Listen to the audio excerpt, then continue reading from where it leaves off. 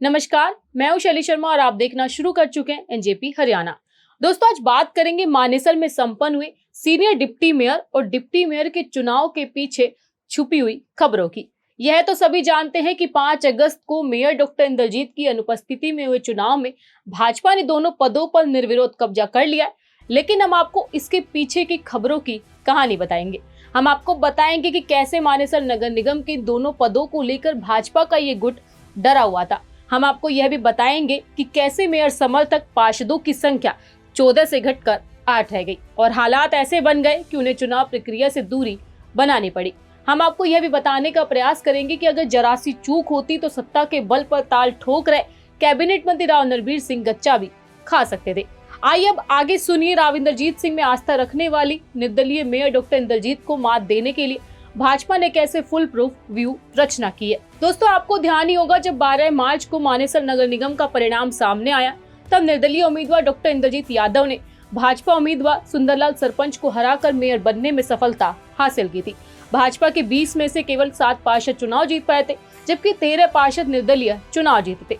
यही 13 निर्दलीय पार्षद मेयर डॉक्टर इंद्रजीत के पति हयातपुर के नेतृत्व में राव इंद्रजीत सिंह से मिलने दिल्ली पहुंचे थे और उनका आशीर्वाद लिया था। उस समय की कुछ खबरें आप अपनी स्क्रीन पर भी देख सकते हैं। उसी समय तय हो गया था कि चुनाव जीतने वालों की आस्था राव इंद्रजीत सिंह में और इन्हें राव कभी भी भाजपाई बना देंगे। परंतु मेयर चुनाव में मात खा गए राव नरबीर सिंह केंद्रीय मंत्री मनोहर लाल के आशीर्वाद से पार्टी में अपने सबसे बड़े राजनीतिक विरोधी राव इंद्रजीत को झटका देना चाहते थे। मनोहर लाल को लेकर भी ये कहा जाता है कि वह भी राव को झटका देने के पक्ष में थे। मनोहर आशीर्वाद से नरबीर सिंह इसलिए झटका देना चाहते थे क्योंकि राकेश हयातपुर की क्रिमिनल छवि को लेकर उन्होंने व भाजपा के कई अन्य नेताओं ने खुलकर प्रचार किया था। लेकिन सुंदरलाल को फिर भी जीत नसीब नहीं हुई। राव इंद्रजीत सिंह इन दिनों मनोहर लाल पर कई दिनों से निशाना नहीं साध रहे और उनके कामों की भी सराहना भी कर रहे हैं। लेकिन पूर्व में उन्होंने मनोहर लाल के कामकाज पर कई बार निशाना साधा था। हालांकि नौकरियों में पारदर्शिता के मामले में राव ने मनोहर पर कभी उंगली नहीं उठाई। लेकिन नगर निगम चुनाव के समय मनोहर लाल व राव नरबीर सिंह चाहते थे कि सुंदरलाल को बिना राव इंद्रजीत सिंह की मदद के मेयर बनाया जाए और दिल्ली तक यह संदेश भिजवाया जाए कि बिना राव इंद्रजीत सिंह भी भाजपा हर चुनाव में जीतने में सक्षम है। लेकिन यह दाव उल्टा पड़ गया था। मार्च महीने में मेयर के साथ जो 13 पार्षद खड़े हुए थे और राव इंद्रजीत सिंह का आशीर्वाद लेने उनके पास पहुंचे थे, इन्हीं पार्षदों में उस समय एक पार्षद भाजपा का भी शामिल हो गया, जिससे यह संख्या 14 पर पहुंच गई। यह स्थिति राव नरबीर सिंह को असहज करने वाली थी। लेकिन राव मोहर सिंह के पौत्र राव नरबीर सिंह निराश नहीं हुए। उन्होंने फिर प्रयास किए और इसमें उन्हें पार्टी के वरिष्ठ नेताओं का साथ भी मिला। संदीप जोशी और गार्गी कक्कड़ जैसे कई पार्टी पदाधिकारी सक्रिय हुए और नरबीर सिंह के सहयोग से 7 निर्दलीय पार्षदों को भाजपा में शामिल करवा दिया गया।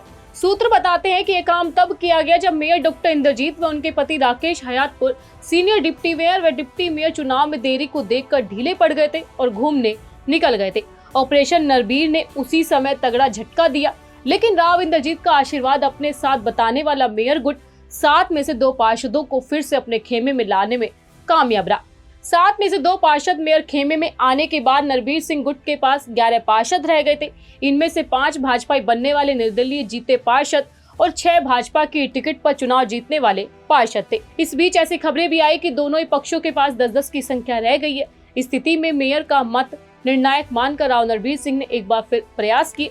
राकेश हयातपुर के सक्रिय रहते यह संभव नजर नहीं आ रहा था। सूत्रों की माने तो ऐसे में सीधे राकेश हयातपुर पर एफआईआर की चोट की गई। हालांकि एफआईआर अब निरस्त हो चुकी है, लेकिन इसके माध्यम से नरबीर सिंह जो करना चाहते थे वह कर चुके हैं। सूत्रों के अनुसार सबसे पहले राकेश हयातपुर के पक्ष में 2 पार्षद नेपाल भेजे गए थे।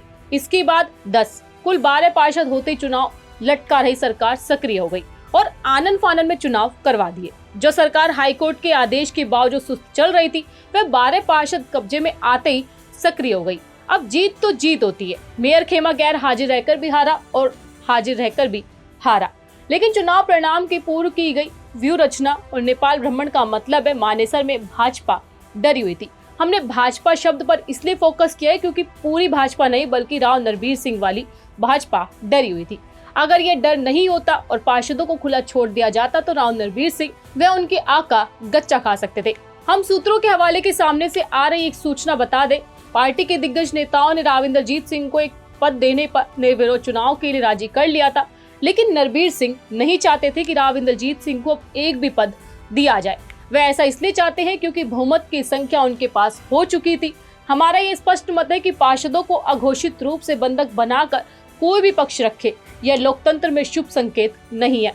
लेकिन शाह मात में कोई भी पीछे नहीं रहता। अगर यही संख्या बल मेयर पक्ष में जुट जाता या मेयर पक्ष का गणित हल हो जाता तो राव इंद्रजीत समर्थक भी जश्न मना रहे होते, लेकिन मेयर पक्ष के पास सत्ता की ताकत नहीं थी।